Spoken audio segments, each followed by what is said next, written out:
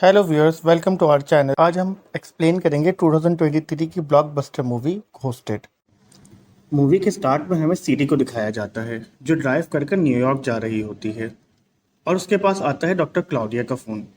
Doctor Claudia कहते हैं कि आज तुम्हारी अपॉइंटमेंट थी और तुमने अपनी अपॉइंटमेंट अटेंड नहीं की। मैं जानती हूँ तुम अपने कोवर्कर की डेथ की वजह से अपसेट हो। जिस पर सैटी कहती है कि मैं उसे ठीक से तो नहीं जानती थी, पर वो कुछ कुछ मेरी जैसी ही थी। डॉक्टर क्लाउडिया उसे कहती है कि तुम्हें इस चीज़ से बाहर आना होगा, वरना ये तुम्हारे काम को इफेक्ट करेगा। पर सीडी इस हादसे को पूरी तरह भूल नहीं पाती। तो अब फिर दिखाते हैं हमारे हीरो कॉल को। कॉल एक किसान होता है और उसकी दोस्त एडा थोड़ी देर के लिए उसे अपनी फूल की शॉप पर छोड़कर चली जाती है। और एन उसी वक्त हमारी हीरोइन सीडी भी इसी दुकान के ऊपर फूल खरीदने आ जाती है और सीडी को कॉल की शॉप से एक प्लांट पसंद भी आ जाता है। कॉल सीडी को बताता है कि तुम्हें इस प्लांट को हर 2 दिन बाद पानी देना पड़ेगा, जिस पर सीडी बताती है कि मैं इसको हर 2 दिन बाद पानी नहीं दे पाऊंगी क्योंकि मैं अपने काम की वजह से महीनों महीनों बाहर रहती हूँ। तो कॉल सीडी को ये फूल बेचने से मना कर देता है क्योंकि वो नहीं चाहता था कि वो प्लांट मर जाए। उल्टा कॉल सीडी को कहता है कि तुम एक प्लास्टिक का प्लांट खरीद लो। इतने में शॉप की ऑनर एडना भी आ जाती है और वो सीडी को ये प्लांट बेच देती है। जब सीडी वहाँ से जाने लगती है तो एडना कॉल को कहती है कि मुझे लगता है तुम्हें उसका नंबर लेना चाहिए। और फिर एडना कॉल को कहती है कि जाओ तुम जाके सीडी से कॉफ़ी का पूछो। लिहाजा हमारा हीरो कॉल यही करता है, वो सीडी की गाड़ी को रुकवाता है और उससे कॉफ़ी का पूछता है। और सीडी भी कॉल के साथ कॉफ़ी पीने के लिए राज़ी हो जाती है और फिर ये कॉफ़ी पीते पीते खूब बातें करते हैं और एक दूसरे की कंपनी को भी खूब इंजॉय करते हैं। सीडी बताती है कि उसे अपने काम की वजह से कई कई दिन बाहर रहना पड़ता है। वहीं हमारा हीरो कहता है कि मुझे प्लांटिंग के अलावा हिस्ट्री में बहुत ज़्यादा दिलचस्पी है। सीडी बताती है कि मुझे किसी भी चीज़ से डर नहीं लगता। जब फिर इन लोगों में शर्त लगती है कि अगर कॉल जीत गया तो सीडी को बताना पड़ेगा कि वो किस चीज़ से डरती है। बस ये सीडी रेस जीत जाती है। फिर भी सीडी कॉल को बताती है कि मैं जब सिर्फ 6 साल की थी, मैं और मेरी मॉम अपनी कंट्री से भाग आए थे। उस वक्त मैं बहुत डरी हुई थी, पर मेरी मॉम बहुत स्ट्रांग थी और वो बिल्कुल भी नहीं डर रही थी। तब मैंने ये फैसला किया था कि मैं भी कभी किसी चीज़ से नहीं डरूंगी और अपनी माँ की तरह ही स्ट्रांग बनूंगी। कॉल सीडी को कहता है मुझे तुम पे यकीन है। फिर वो लोग क्लब जाते हैं, ड्रिंक करते हैं और खूब बातें करते हैं और एक दूसरे की कंपनी को खूब इंजॉय करते हैं। कॉल बहुत खुश होता है क्योंकि फाइनली उसकी लाइफ में कोई लड़की आ गई थी। कॉल घर जाकर अपने पेरेंट्स और सिस्टर को सीडी के बारे में बताता है। कॉल बहुत ज़्यादा डेस्परेट होता है और सीडी को हर वक्त मैसेजेस करता रहता है। कॉल को ऐसा देख उसके फादर उसे समझाते हैं कि तुम्हें सीडी को हर वक्त मैसेजेस नहीं करने चाहिए। कॉल कहता है ठीक है, अब मैं उसे बार बार मैसेजेस नहीं करूँगा। पर फिर भी कॉल नहीं समझता और हर वक्त सीडी को मैसेजेस करता रहता है और जब सीडी का कोई रिप्लाई नहीं आता तो वो परेशान हो जाता है। देन कॉल को याद आता है कि उसका इन्हेलर सीडी के पास ही रह गया है और इन्हेलर में ट्रैकर लगा हुआ है। लिहाजा वो इन्हेलर की हेल्प से सीडी को ट्रैक करता है। सीडी की लोकेशन सेंट्रल लंदन की आ रही होती है और हमारा कॉल तो कभी भी अपनी कंट्री से बाहर नहीं गया होता। पर उसके पेरेंट्स उसे कहते हैं कि तुम्हें ज़रूर सेंट्रल लंदन जाना चाहिए और सीडी को सरप्राइज़ करना चाहिए। लिहाजा कॉल ऐसा ही करता है और सेंट्रल लंदन पहुंच जाता है।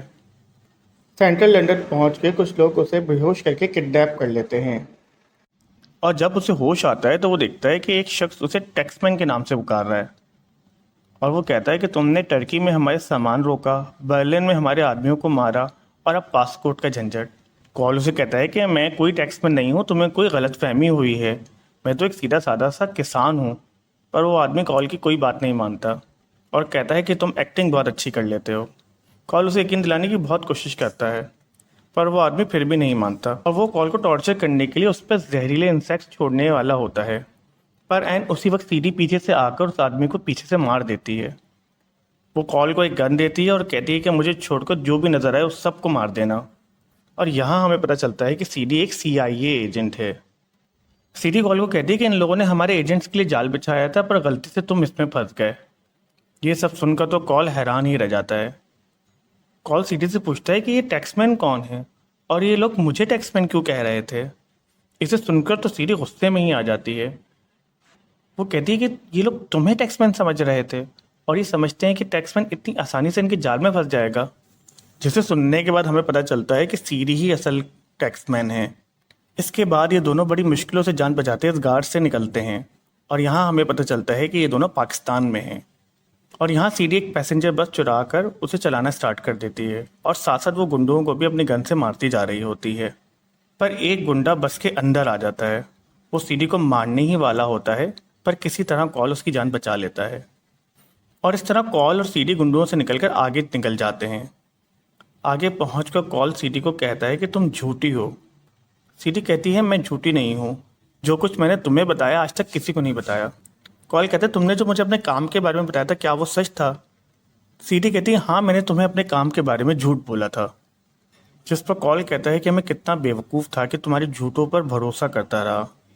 और कॉल कहता है कि यकीनन तुम्हारी कोवर्कर वाली कहानी भी झूठी होगी। पर सीडी कहती है कि मैंने ही अपनी कोवर्कर की जान ली थी, क्योंकि वो इन दुश्मनों के साथ मिल गई थी। फिर इन दोनों में बहस हो जाती है। कॉल कहता है कि मुझे अपने घर जाना है, पर सीडी कहती है कि तुम अभी अपने घर नहीं जा सकते, तुम्हारी जान को खतरा है। क्योंकि फिर ये दोनों पाकिस्तान के एक बाज़ार में मार्कोपोल नामी शख्स से मिलते हैं। मार्कोपोल उन्हें कहता है कि गार में जो लड़ाई हुई मुझे समझ जाना चाहिए था, वो तुम ही होगी। और मार्कोपोल सीडी को बताता है कि गुंडों ने एस्टेक चुरा लिया है, जो कि एक बायोकेमिकल वेपन है जिसे चुराने की हिम्मत सिर्फ और सिर्फ लवेक कर सकता है, जो कि फ्रांस की सीक्रेट एजेंसी के लिए काम करता था, पर वो अब सिर्फ अपने लिए काम करता है। अब वो वेपन्स की खरीदो फरोख्त करता है और इसके लिए वो किसी का मर्डर करने से नहीं रुकता। मार्कोपोल सीडी को कहता है कि अगर तुम लवेक को पकड़ना चाहती हो तो तुम्हें बहुत ध्यान से रहना होगा, क्योंकि लवेक बहुत खतरनाक आदमी है। सीडी मार्कोपोल को कहती है कि मुझे लवेक को पकड़ने के लिए तुम्हारे आदमियों की हेल्प चाहिए होगी। पर लेकिन तभी एक रेड शर्ट वाला आदमी मार्कोपोल को गोली मार देता है। फिर ये रेड शर्ट वाला आदमी सीडी और कॉल को पकड़ कर लवेक के पास ले जा रहा होता है। पर तभी इस रेड शर्ट वाले शख्स को एक और शख्स कार से उड़ा देता है और अब वो कार वाला शख्स इसे अपने साथ ले जाना शुरू कर देता है। पर तभी एक और शख्स उसे भी मार देता है और अभी तीसरा शख्स इन्हें अपने साथ ले जाने लगता है। इतने में दोबारा वो रेड वाला शख्स इन्हें लेता है और साथ ले जाने लगता है। पर यहाँ किसी तरह सीडी और कॉल इनसे बच निकलते हैं। हम देखते हैं कि गाड़ी में जाते हुए सीडी कॉल को बताती है कि एस्टेक एक बहुत डेंजरस वेपन है, जिसका पासकोड मेरी कोवर्कर को ही पता था और वो पासकोड लेवेक को बताना चाहती थी। पर इससे पहले कि वो बता पाती मैंने उसे मार दिया और अब उस पासकोड का मुझे भी मालूम नहीं है। और अगर लवेक ने पासकोड से वो वेपन ओपन कर लिया तो वो यकीनन इस वेपन को गलत इस्तेमाल करेगा।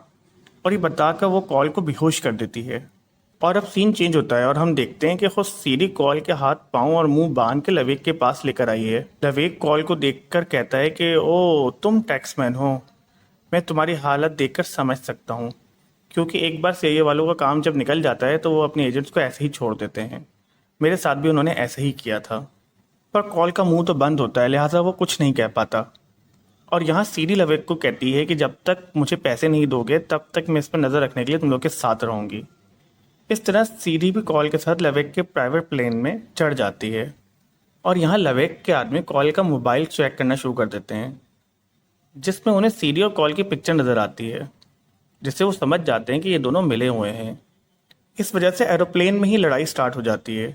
सीडी बहुत महारत से लवेक के आदमियों का सामना करती है, पर लड़ते वक्त उसे एक चाकू लग जाता है, जिससे वो जख्मी हो जाती है। ये देखकर कॉल सीडी और उस वेपन को लेकर एरोप्लेन से जंप कर देता है। और फिर हम देखते हैं कि जब सीडी को होश आता है तो उसे बहुत अच्छा लगता है कि कॉल ने उसकी जान बचाई। पर थोड़ी ही देर बाद वहाँ सीआईए और लवेक के लोग पहुँच जाते हैं और उनमें बहुत ज़्यादा फाइट स्टार्ट हो जाती है। और एक वक्त ऐसा भी आ जाता है कि जब सीडी को कॉल और बायो वेपन में से एक को चुनना पड़ता है, पर सीडी कॉल की जान बचा लेती है और लवेक के आदमियों को वेपन ले जाने देती है। अब सीआईए वाले कॉल और सीडी को अपने साथ इन्वेस्टिगेशन के लिए ले जाते हैं, क्योंकि सीडी ने वो वेपन लवेक के आदमियों को ले जाने दिया। सीआईए ऑफिस में हम देखते हैं कि कॉल अपनी प्लांटेशन और हिस्ट्री की नॉलेज से सीआईए को बताता है कि वेपन का पासवर्ड एक प्लांट का डीएनए सीक्वेंस है, जो कि उस एजेंट के रूम में मौजूद है, क्योंकि एस्टेक के लोग इस प्लांट को अपनी रिचुअल्स के लिए इस्तेमाल करते हैं। और अब सीआईए वाले एक प्लान बनाते हैं कि वो लवेक को ये यकीन दिलाएंगे कि टैक्समैन पैसों के लिए सीआईए से गद्दारी करने के लिए राज़ी हो गया है, और ऐसा करने के लिए वो पासपोर्ट का हाफ पार्ट उसे बता देंगे ताकि वो लवेक को मिलने बुला सकें। और फिर सीआईए वाले कॉल को उनकी हेल्प करने के लिए कहते हैं, क्योंकि लवेक कॉल को ही टैक्समैन समझता था। कॉल सीआईए की हेल्प करने को राज़ी हो जाता है और साथ ही सीआईए वाले सीडी को इस केस से दूर रहने का कहते हैं, क्योंकि सीडी की वजह से ही वेपन लेविक के पास चला गया था। सीडी कॉल को करने की कोशिश करती है पर कॉल नहीं मानता और सीआईए देन टेक्समैन की तरफ से लेविक को पासपोर्ट का हाफ पार्ट भेज देती है और उसे पैसों के साथ एक होटल में बुलाते हैं। भी प्लान के मुताबिक उस जगह पर पहुंच जाता है और यहाँ आता है हमारी स्टोरी का ट्विस्ट। कॉल को बचाने और गाइड करने के लिए सीआईए के एजेंट्स होटल के नीचे एक वैन से में मौजूद होते हैं, जहाँ से वो कॉल को गाइड कर रहे होते हैं, पर लेविक के आदमी उन्हें मार देते हैं और लेविक सीधा कॉल के पास आ जाता है और उससे पासपोर्ट मांगता है। यहाँ लेविक के साथ इस वेपन के रियल बायर मिस्टर उतामी भी मौजूद होते हैं, जिन्हें लेविक ये वेपन बेचने वाला था। अब कॉल से पासपोर्ट मांगता है पर कॉल के पास तो पासपोर्ट होता ही नहीं है, लिहाजा वो बातों को घुमाना शुरू कर देता है। लेविक कॉल को कहता है कि तुम सीधा सीधा पासपोर्ट बता रहे हो या मैं अपने तरीके से पूछूं, और हमारी हीरोइन सीडी भी वहाँ पहुँच जाती है और वो लेविक को बताती है कि वो ही रियल टैक्समैन है। कॉल तो सिर्फ उसका एक बॉयफ्रेंड है। वो कहती है कि अब अगर तुम्हें पासपोर्ट चाहिए तो तुम्हें मेरे अकाउंट में पैसे ट्रांसफ़र करने होंगे। सीडी लेविक और उतामी को यकीन दिलाने के लिए उस ब्रीफकेस को भी ओपन कर देती है जिसके अंदर बायो वेपन होता है और मिस्टर उतामी सीडी के अकाउंट में पैसे भी ट्रांसफ़र कर देते हैं। मिस्टर उतामी ब्रीफकेस को लेकर अपने साथ चले जाते हैं और लेविक के पास भी उस ब्रीफकेस को मिस्टर उतामी को देने के अलावा कोई रास्ता नहीं होता।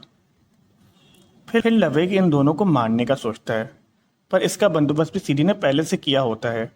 वो होटल में मौजूद तमाम बाउंटी हंटर्स को लेविक को मारने का ऑफर दे देती है और हर शख्स फिर लेविक को मारने के पीछे लग जाता है और यहाँ हमें फिर एक ज़बरदस्त फाइट देखने को मिलती है।